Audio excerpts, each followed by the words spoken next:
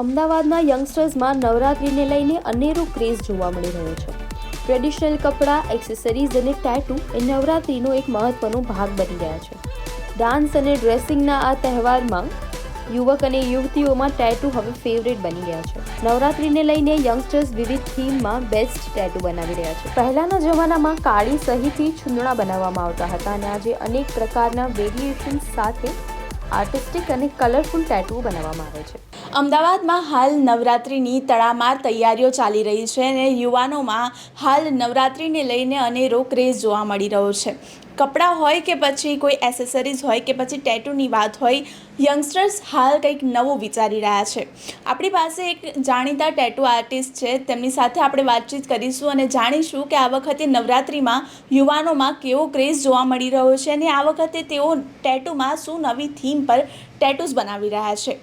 તમારો પરિચય આપશો પહેલાં? હા, મારું નામ જાગૃતિ છે અને હું ટાટુ ડેસ્ટિનેશન ચલાવું છું. લગભગ 16-17 વર્ષથી આ કામ કરું છું અને તમને કહીશ કે આ વખતે નવરાત્રિનો રંગ કંઈક અલગ જ છે. બહુ સરસ બધા યુવાનોએ નવી નવી થીમ્સ કરી છે અને હવે કેવું છે કે થોડુંક કન્વેન્શનલ જે ટ્રેડિશનલ ડ્રેસિંગ હતું એવું નથી. હવે લોકો થોડુંક ફેશન સેન્સ અલગ જ રાખ્યું છે. લોકો અવનવા ટાટૂસ કરાવે છે. પરમનન્ટ અને ટેમ્પરરી બંને વસ્તુમાં લોકોને બહુ જ મજા પડી ગઈ છે. નવી નવી વેરાયટી, બધી નવી નવી ટાઈપના ટેટૂઝ બનાવે છે. એટલે હવે નવા કોન્સેપ્ટ્સ અમારા માટે બી નવા હોય એવા એવી આઈડિયાઝ લઈને એ લોકો આવે છે અમારી પાસે. આ વખતે ખાસ કરીને કઈ કઈ થીમ આધારિત લોકો ટેટૂઝ બનાવી રહ્યા છે?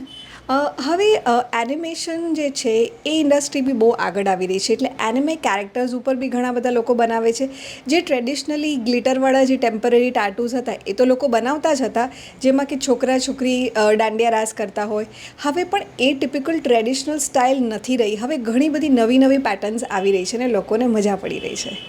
અને જો આપણે એજ ગ્રુપની વાત કરીએ તો ટેટુ માટે છે ને હાલ મોસ્ટલી યંગસ્ટર્સ વધારે ટેટુ પ્રિફર કરતા હોય છે, પણ તમારી પાસે કેટલીથી કેટલી એજ સુધીના લોકો ટેટૂઝ માટે આવતા હોય છે?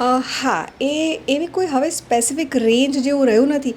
બટ યસ, યુવાનીઓમાં 16 to 25 યર્સની જે એજ રેન્જ છે એમને ખૂબ જ શોખ છે. પ્રી નવરાત્રિની બી તૈયારીઓ ચાલી રહી છે અત્યારથી તો.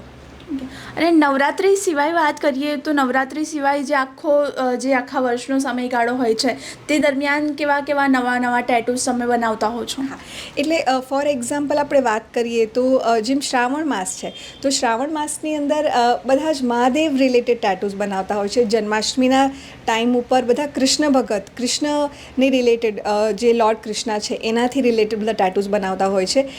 હમણાં જેમ આપણે ગણેશ ચતુર્થી ગઈ તો એ ટાઈમે બધા ગણપતિના ટેટૂઝ કરે છે. એટલે ગણપતિના આભૂષણો જેમાં નાના નાના મોતી છે, એમની માળા છે, એ બધી જ ડિટેલિંગ જોડે બધા ટેટૂ કરાવે છે. એટલે જેવું જેવું સિઝન આવે છે એટલે બધા ભક્તો એ પ્રમાણે એમની ભક્તિ બતાવતા હોય છે. જે પ્રમાણે આપણે જાગૃતિબેન સાથે વાત કરી તે પ્રમાણે આપણે હાલ હવે આગળ જોઈશું કે યુવાનો કયા કયા રીતના ટેટૂઝ કરાવતા હોય છે. પરમનન્ટ ટેટૂઝ અને જે ટેમ્પરરી ટેટૂઝ હોય છે, આપણે જાગૃતિબેન સાથે વાત કરીને જોઈએ કે તે બંનેમાં શું તફાવત હોય છે. હા, ટેમ્પરરી ટાટુ જે છે એ થોડાક ઓછા સમય માટે રહેતું હોય છે.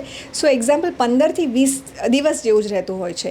બટ પરમનન્ટ એક કાયમી રહેતું હોય છે, એટલે lifetime. For example permanent મેકઅપની વાત કરીએ તો પરમનન્ટ આઈબ્રોઝ જે અમે કરતા હોઈએ છીએ કે પછી પરમનન્ટ લિપ ફિલિંગની વાત કરતા હોય છે, જેમાં કોઈકના હોઠ કાળા પડી ગયા હોય અને એને ગુલાબી કરવાની જે પદ્ધતિ છે, કે કોઈકને જે આઈબ્રોઝ છે એ લાઇટ હોય કે શેપ પ્રોપર ના હોય તો એને ડાર્ક કરવાની જે પદ્ધતિ છે એ બી અમે કરતા હોઈએ છીએ. તો એ લાઈફ ટાઈમ હોય છે, આજીવન હોય છે. યંગસ્ટર્સમાં છોકરાઓ હાથમાં કાંડા ઉપર, ખભા પર, ગળાની પાછળની સાઈડ, છાતી ઉપર ટેટુ બનાવડાવે છે. છોકરીઓ ખાસ કરીને બેકલેસ ચોલી પહેરી હોય ત્યારે પીઠ ઉપર, લોઅર બેક પર, ખભા પર, હાથ ઉપર, નેક પર, વેસ્ટ પર ટેટુ બનાવવાનું પસંદ કરે છે.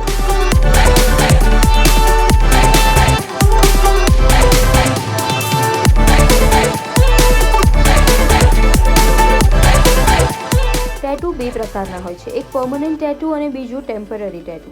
ટેટુ નવરાત્રિમાં યંગસ્ટર્સ બનાવવાનું વધારે પ્રિફર કરે છે. સમયાંતરે આવતા તહેવારો અને પ્રસંગોને લઈને વિવિધ થીમ બેઝ ટેટુ પણ બનાવી શકાય છે. આ ટેટુનું લાઈફ સ્પેન 6 થી 7 દિવસ સુધીનું હોય છે. ટેમ્પરરી ટેટુ વિવિધ રીતે બનાવવામાં આવે છે, જેમ કે colour tattoo, glitter tattoo, sketch tattoo, spray tattoo, આ ટેટૂની કિંમત તેની સાઇઝ અને તેમાં વપરાતા મટીરિયલ ઉપરથી નક્કી કરવામાં આવે છે.